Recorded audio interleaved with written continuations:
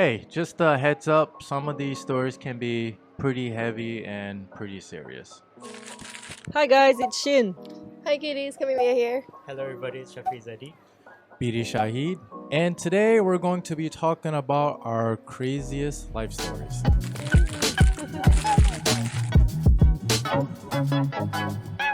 Yeah, Shin. Okay.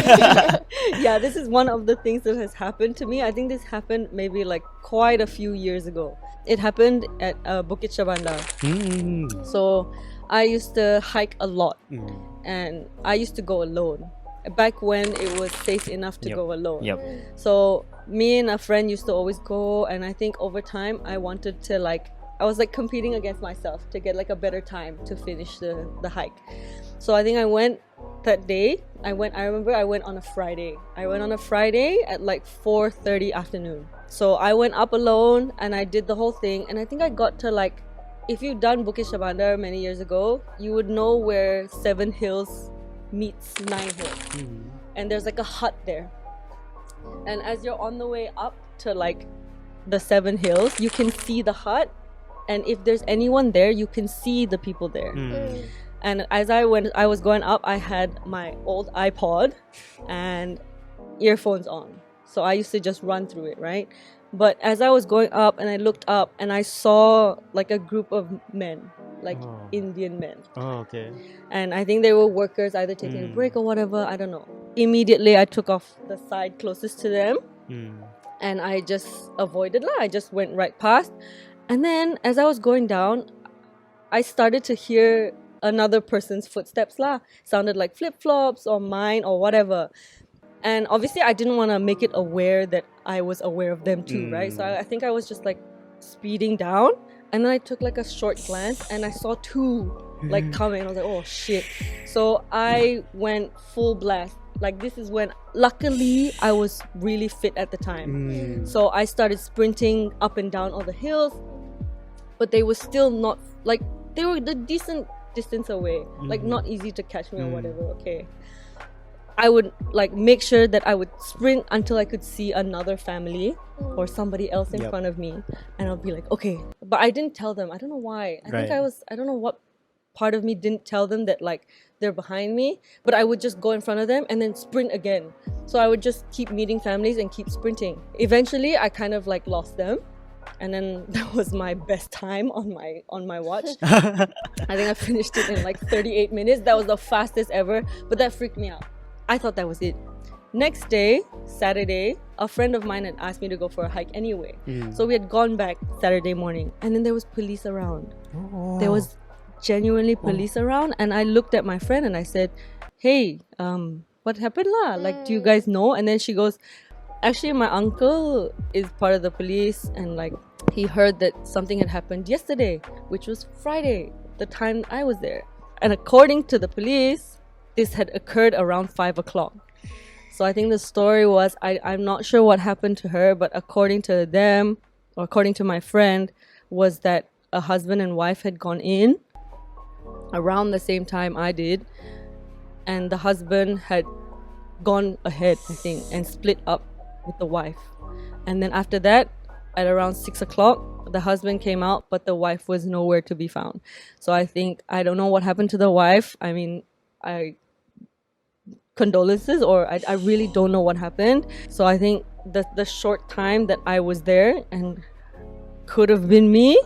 So I think that was crazy. The fact that I was there, it happened the same time. The husband couldn't find the wife, and then the next day I went back and police was around. So I think that was, until today it still scares me, because it's dude, that could have been me. If I wasn't fit enough and I couldn't run up all those hills, dude, that could have been me. So that was crazy. It was 5 of the men, but 2 were chasing me, so I don't know what happened to her so I feel bad for her, but dude, freaking wild. Oh my god, that is crazy. Yep. The woman was killed and raped. You don't know that? Okay. Crazy to think that. Yep. Okay, condolences to her, and I feel so bad. 59-year-old local Chinese woman found dead at Bukit Shabanda. Goosebumps. Rape and subsequent murder as possible cause of death. Oh my Yeah. god, that is crazy. Maybe it's like dorang memang Close, looking at yo. her bah. Lama sudah, you know. In terms of hiking, it happens, right? Like when you hike with a bigger group, like okay, husband and wife. Even with my like fiance, when we did kike and stuff, he also left me because I think when it's hike, you can't. One, being too slow becomes more difficult, so it's normal, I think. But it's just that again, Just so how happens would that she have day. known? Yeah. Because I've hiked there for so long. I used to hike there twice, 3 times a week, and so rarely you would see a group of men just sitting there. So the moment I saw it, I was like, dude, this is dodgy. But apparently, a couple friends of mine have said that they've also seen men there. Yeah, so I think I was, even after hearing that police stuff, I was in shock for a few days because I was like, dude, that literally could have been me. Yeah. But I don't know, did they find the suspect?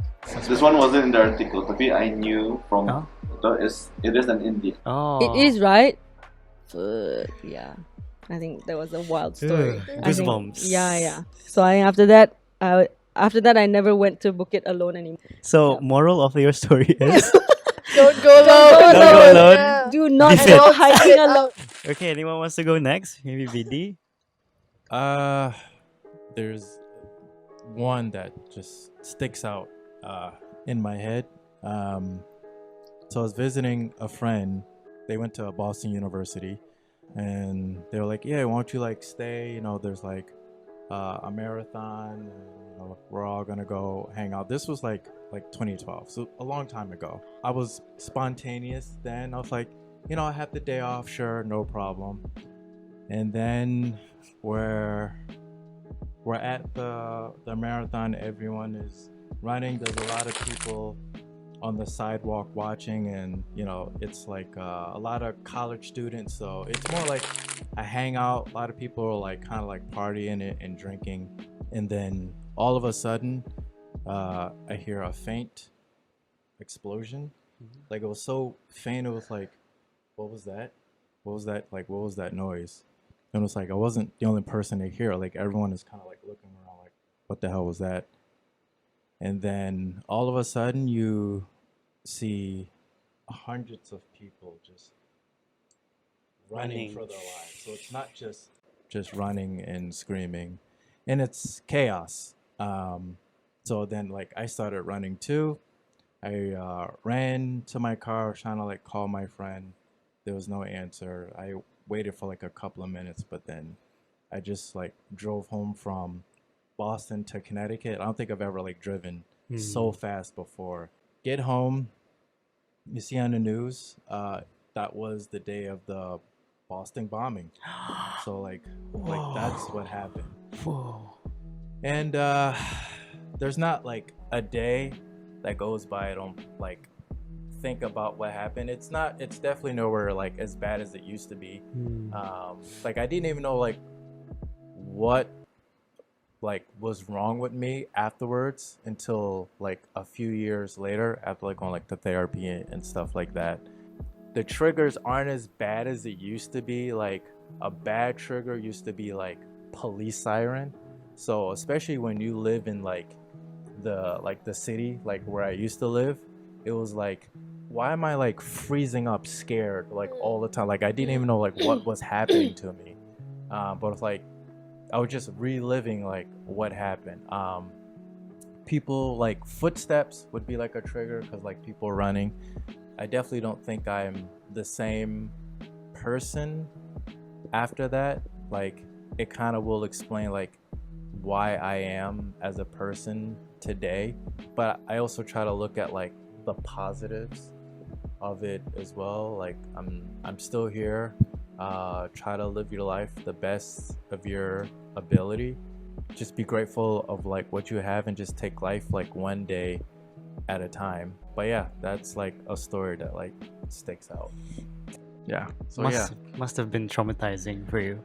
Yeah, I mean, it's like it's super traumatizing, and it's like I try not to let it like affect me today. Before I was spontaneous. Yeah, let's go anywhere. Now I'm like, I need to know who, what, where, why, what, how long we're gonna be there.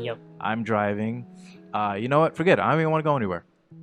So but it's like my wife, she likes to like go out and travel, where me, I'm more of like the homebody person, because like that's where I feel safe.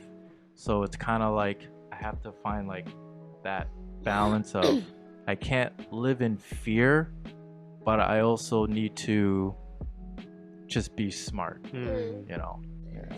Heavy stories. I don't know if God. Syafiy. I don't know if we can live up to the story. Right. I mean, it's not like a competition, but No, yeah.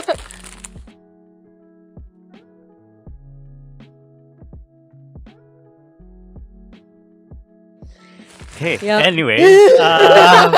Okay, so those were really heavy stories. Yeah. I think I have a story. But this one is more lighter lah, I promise. So my crazy story. To be honest with you guys, I actually couldn't think of any stories like a few seconds before this, few moments before this. But hearing Shin punya story actually reminded me of my story. Okay. So I used to always jog around my neighborhood. Keyword used to. So like it's always just like a few kilometers away from my house lah, just like around the neighborhood. It's like safe to jog there. Like I do that every week, and then there's this one particular week I tried to like challenge myself. I wanted to go a bit further, so I went to like another simpang lah. So I went to another simpang to jog. So when I'm jogging, I always have my earphones on, so it's always like loud there. Yeah, so like I wouldn't know what's happening like behind me. So I was just jogging, full on volume. When I looked behind, there were like 5 dogs. Jeez. So there were like 5 dogs, like big dogs, behind me. I was just trying to be calm. Yeah, I was just trying to be calm.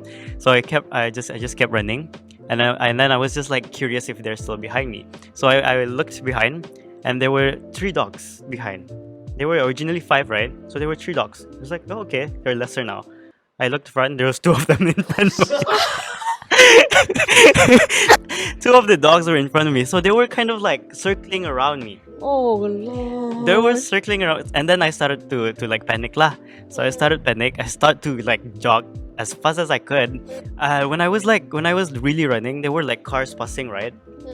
Like I was like, No one like, stopped. yeah, I was like, can No I one like, helped. can I get a ride or something? You know. Yeah. So while I was running, there was this one car, like they got their windows down. They were like, ha ha ha. Ha. I was like, God, What these the? people, like their windows were down. They were like, ha ha Don't ha. be mean, guys. Oh my god. They were like that, you know. So I was just like, yo, I had to kind of like act something out. So I was like, okay, dogs, faster, yeah, more. I had to pretend I was their coach, so like the people don't laugh at me. you weren't even. So then how you were did you- more but concerned about like how did you what get people away? viewed you than like your Yeah, own it was so safety. embarrassing, you know. It was so embarrassing. So I was just like, yeah, faster. After a few miles of just running, and then they just left me. I was like, oh my god, thank Oh, God. That was God. really embarrassing, and I had to like improv. I had to act while running. I mean, like, thank Putting God. on a show while he's running for his life. You know, Just imagine him like being on the side of the road, being like, yeah, faster. My story, yeah, it's about me being lost in a foreign country. Oh, Yes, I got lost in Geneva, and we went out around, I would say, 10 p.m. at that time, because we were there for a forum, right? Mm. So I was the only Bruneian there, and I had to make a friend, and so we were like, let's just walk around. When else can you be in Geneva alone? Solo traveling and stuff like that. So I was like, okay lah, let's go out. So I met her around, I think it's around 10 or 9 p.m. So we just went around the town, but she was there before. She was in Geneva before. Okay, that's the keyword. Why I trusted to go with her, and I was like, okay, let's just go lah. It wasn't like just 2 random people. Yeah, Let's yeah. be lost together. Yeah. She's been there before. But the mistake was she was there walking around when it was in the morning. We were walking around masa malam. Yeah, that's the issue. Then when it was around I would say 11 plus, we got to like one of the famous churches there to look around. It was really dark and empty. No one was there. Even around like the roads up on, there's no cars, there's nobody, there's no bicycles. Is when it was 12 a.m. and we're like, let's try to go back to the hotel. And then we were like, okay, let's just trace back our steps, go back that way. But we couldn't because we walked like so far away, sudah kan. So we were like, let's try to find a bus lah. Macam the public transport there is free, right? But mind you, the public buses that are free, they close. Yeah, they stop after I think 12:30. So we're like, oh no, where's the last bus? We had to find a bus stop and whatnot, blah blah blah. And then we found a group of guys like in their cars. Macam they were like, Allah alam lah, I don't know what were they doing di sana. But they were like doing, what do you call donuts? That? Yeah, like donuts and stuff like that in their cars, bus. So I was like, oh my what God. the heck? Where am I? You know? Yeah. They were like doing that, and then suddenly we saw 3 girls. They were just like sitting down, smoking and chilling, you know. So the girl with me, she could speak French, so she was just like, can you let us know how we can get there? And they're like, okay, we'll help you. And they were really nice, you know. They were really nice. God. So they're like, you're really far from your hotel. You're really, really far. And we had to go back using like a back way. It wasn't even a road or anything. It was like a grassy area. We had to walk. But they're like, it's okay, we'll be with you guys for a while, you know. We'll take care of you. And I was like, okay then. It was suspicious, but it was like, okay, we'll trust you. Thanks, but we don't have a choice right now. So really yeah, we'll follow you. Yeah, so after a while, we reached like a familiar spot, like not so far from the hotel, about 1 a.m. Then I didn't have a SIM card because we were only going to be there for like 3 days. And then, you know, again, trust can, because she's been there before. Yeah, right. A little too trusting. You had to trust this French lady, and then you had to trust the 2 other ladies. Yeah, that's a Then you lot gotta of trust trust. the guys doing donuts. Yeah. Yeah. It was Doing really the Tokyo random. drift in the It was parking such a lot. random night. Okay, But I think it's Qamelya, such- what did we learn from this? Yeah. What's the moral Yes. of this story? Yeah, what have you learned? How were you, like, you know, not do this again? Well, that's our crazy life stories. Hopefully you guys learned something from our stories. Yeah, even though some of them were pretty heavy. But yeah. Thank you so much for watching. Please don't forget to like, share, and subscribe, and share your own crazy life story. We do want to know if anyone else has experienced what we've experienced before. Thank you so much. Bye.